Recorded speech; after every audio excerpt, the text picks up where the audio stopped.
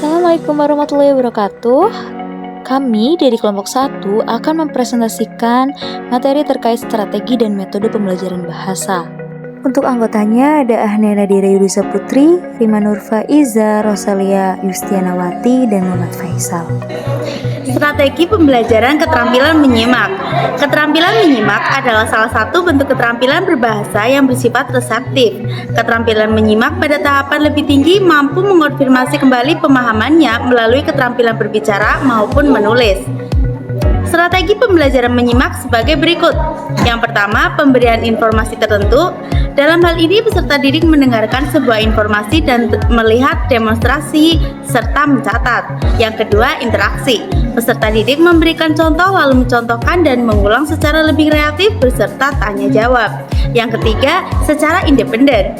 Peserta didik melakukan kegiatan tertentu seperti menyimak rekaman berupa model dari suatu bentuk interaksi atau percakapan yang nyata. Strategi pembelajaran keterampilan berbicara. Keterampilan berbicara merupakan keterampilan memproduksi arus sistem bunyi artikulasi untuk menyampaikan kehendak kepada orang lain. Keterampilan berbicara diawali dengan adanya pemahaman membentuk sebuah kalimat. Strategi pembelajaran berbicara antara lain. Yang pertama, berbicara terpimpin meliputi frase dan kalimat, dialog, dan pembacaan. Yang kedua, berbicara semi terpimpin meliputi reproduksi cerita berantai menyusun kalimat dalam sebuah pembicaraan, melaporkan isi bacaan secara lisan. Yang ketiga, pembicaraan bebas meliputi diskusi, drama, wawancara, berpidato, dan bermain peran. Strategi pembelajaran keterampilan membaca. Keterampilan membaca memiliki peranan dalam mengembangkan pengetahuan dan sebagai alat komunikasi bagi kehidupan manusia. Strategi pembelajaran membaca adalah dengan menggunakan teknik pemberian tugas membaca teks selama waktu tertentu untuk meningkatkan keterampilan membaca, yakni dengan membaca karya sastra. Strategi pembelajaran keterampilan menulis. Keterampilan menulis didasari oleh penguasaan berbagai unsur kebahasaan maupun unsur di luar bahasa yang akan menjadi isi dalam tulisan. Keduanya harus terjalin sehingga menghasilkan tulisan yang runtun dan padu. Keterampilan menulis merupakan suatu usaha untuk mengungkapkan pikiran dan perasaan yang dilakukan secara tertulis. Isi tulisan yang diungkapkan dapat dipilih secara cermat dan disusun secara sistematis agar dapat dipahami dengan tepat. Kemudian ada jenis-jenis metode pembelajaran bahasa. Yang pertama ada metode audiolingual. Metode audiolingual sangat mengutamakan drill atau pengulangan. Metode itu muncul karena terlalu lamanya waktu yang ditempuh dalam belajar bahasa target. Padahal, untuk kepentingan tertentu, perlu penguasaan bahasa dengan cepat. Langkah-langkah yang biasanya dilakukan adalah yang pertama, penyajian dialog atau teks pendek yang dibacakan guru berulang-ulang dan siswa menyimak tanpa melihat teks yang dibaca. Kedua, peniruan dan penghafalan teks itu setiap kalimat secara serentak dan siswa menghafalkannya. Yang ketiga, penyajian kalimat dilatihkan dengan pengulangan. Yang keempat, dramatisasi dialog atau teks yang dilatihkan, kemudian siswa memperagakan di depan kelas. Dan yang kelima, pembentukan kalimat lain yang sesuai dengan yang dilatihkan. Kemudian yang kedua ada metode komunikatif. Desain yang bermuatan komunikatif harus mencakup semua keterampilan berbahasa. Setiap tujuan diorganisasikan ke dalam pembelajaran. Setiap pembelajaran dispesifikkan ke dalam tujuan konkret yang merupakan produk akhir. Sebuah produk di sini dimaksudkan sebagai sebuah informasi yang dapat dipahami, ditulis, diutarakan, atau disajikan ke dalam non-linguistis.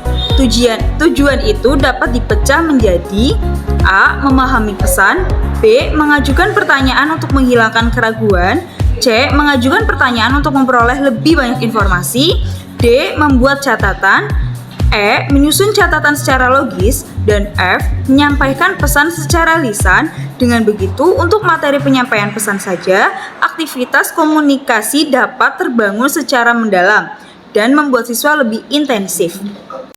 Yang ketiga, metode produktif. Metode produktif diarahkan pada berbicara dan menulis. Siswa harus banyak berbicara atau menuangkan gagasannya. Dengan menggunakan metode produktif, Diharapkan siswa dapat menuangkan gagasan yang terdapat dalam pikirannya ke dalam keterampilan berbicara dan menulis secara runtun.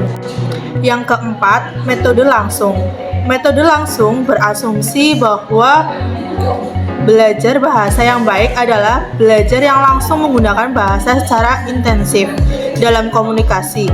Tujuan metode langsung adalah penggunaan bahasa secara lisan agar siswa dapat berkomunikasi secara alamiah seperti penggunaan bahasa Indonesia di masyarakat. Siswa diberi latihan-latihan untuk mengasosiasikan kalimat dengan artinya melalui demonstrasi, peragaan, gerakan, serta mimik secara langsung. Yang kelima, metode partisipatori. Metode pembelajaran partisipatori lebih menekankan keterlibatan siswa secara penuh. Siswa dianggap sebagai penentu keberhasilan belajar. Siswa didudukkan sebagai subjek belajar. Dengan berpartisipasi aktif, siswa dapat menemukan hasil belajar. Guru hanya bersifat sebagai pemandu atau fasilitator. Yang keenam, metode membaca. Metode membaca bertujuan agar siswa mempunyai kemampuan memahami teks bacaan yang diperlukan dalam belajar siswa. Berikut langkah-langkah metode membaca. Yang pertama, pemberian kosakata dan istilah yang dianggap sukar dari guru ke siswa. Hal ini diberikan dengan definisi dan contoh ke dalam kalimat. Yang kedua, penyajian bacaan di kelas. Bacaan dibaca dengan diam selama 10-15 menit. Untuk mempercepat waktu, bacaan dapat diberikan sehari sebelumnya. Yang ketiga, diskusi isi bacaan dapat melalui tanya jawab. Yang keempat, pembicaraan tata bahasa dilakukan dengan singkat. Hal itu dilakukan jika dipandang perlu oleh guru. Yang kelima, pembicaraan kosakata yang relevan. Yang keenam, pemberian tugas seperti mengarang isinya relevan dengan bacaan atau membuat dena, skema, diagram, ikhtisar, rangkuman, dan sebagainya yang berkaitan dengan isi bacaan. Yang ketujuh adalah metode tematik. Dalam metode tematik, semua komponen materi pembelajaran diintegrasikan ke dalam suatu tema yang sama dalam satu unit pertemuan. Yang perlu dipahami adalah bahwa tema bukanlah tujuan, tetapi alat yang digunakan untuk mencapai tujuan pembelajaran. Tema tersebut harus diolah dan disajikan secara konseptualitas, kontemporer, konkret, dan konseptual. Tema yang telah ditentukan harus diolah dengan perkembangan lingkungan siswa yang terjadi saat ini. Yang kedelapan adalah metode kuantum. Quantum learning merupakan metode pendekatan belajar yang bertumpu dari metode Fried dan Lazanov.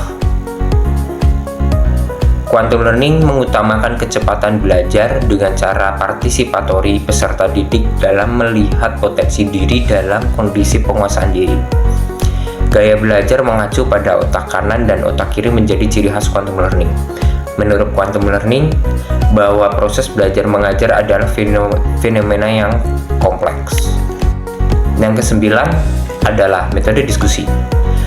Diskusi adalah proses pembelajaran melalui interaksi dalam kelompok. Setiap anggota kelompok saling bertukar ide tentang satu isu dengan tujuan untuk memecahkan suatu masalah, menjawab suatu pertanyaan, menambah pengetahuan atau pemahaman, atau membuat suatu keputusan. Yang terakhir adalah metode kerja kelompok kecil atau small group work. Mengorganisasi siswa dalam kelompok kecil merupakan metode yang banyak digunakan oleh para pendidik.